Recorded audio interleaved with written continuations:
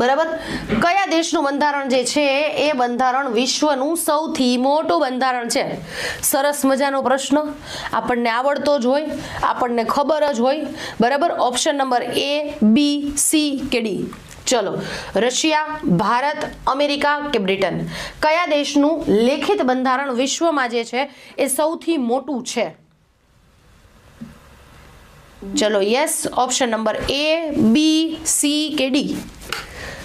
જોઈએ આપણે option number A, B, C, D. એકદમ ઈઝી જવાબ છે. બરાબર, એકદમ ઈઝી જવાબ છે. રાઈટ જવાબ શું આવે સાહેબ? તો કે ભારત. આપણા ભારત દેશનું બંધારણ જે છે એ વિશ્વમાં સૌથી મોટું અને પાછું લેખિત હાથેથી લખેલું બંધારણ છે સાહેબ. બરાબર, મૂળભૂત રીતે આને આપણે કઈ ભાષામાં લખેલું હતું?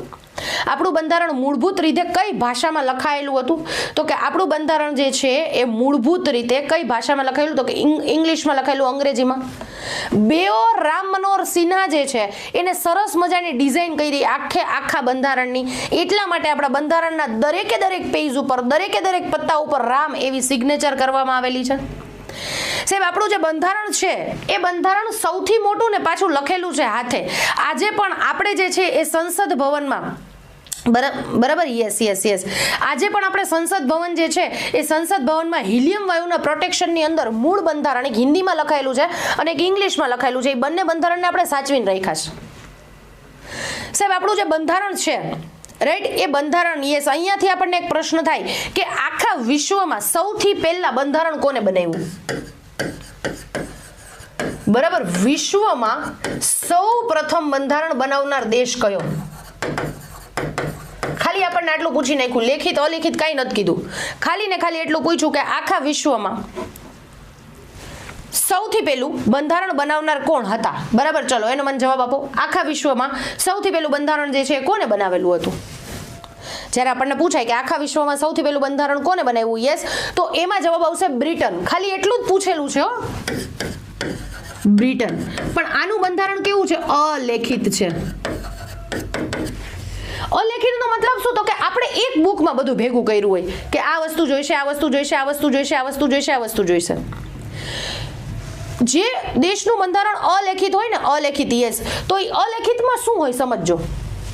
તો એ અલેખિતમાં એવું હોય કે એ લોકોએ શું કર્યું હોય, અલગ અલગ સોર્સ લખ્યો હોય કે જો આને લગતો પ્રશ્ન થશે ને તો આ બુકમાં વાંચશું, આને લગતો પ્રશ્ન થશે તો આ બુકમાં વાંચશું. જો અમુક લોકો જોજો કે આપણે નોટ્સ બનાવવાની થતી નથી બંધારણની, એટલે રાષ્ટ્રપતિ વાંચવે છે ને તો અહીંયાથી વાંચી આવીશ, વડાપ્રધાન વાંચવે છે ને તો અહીંયાથી વાંચી આવીશ. આ બધા અલેખિત બંધારણ વાળા. પણ લેખિત બંધારણ એટલે શું? તો કે એક જ બુક, સ્ટ્રોંગ બુક કે જેમાંથી બધી વસ્તુનો આપણને જવાબ મળી જાય. બરાબર, એવું સૌથી પહેલું લેખિત બંધારણ આખા વિશ્વમાં સૌથી પહેલા કોઈએ બનાવ્યું તો એ હતું અમેરિકા. બરાબર, કે જેને આખા વિશ્વમાં સૌથી પહેલું લેખિત બંધારણ બનાવ્યું. રાઈટ, ચલો, યસ. તો ક્વેશ્ચન નંબર નેક્સ્ટમાં જઈએ. થોડાક ટ્રિકી પ્રશ્ન જે છે અહીંયાથી આપણને આગળ પાછળ કરીને પૂછતા હોય છે.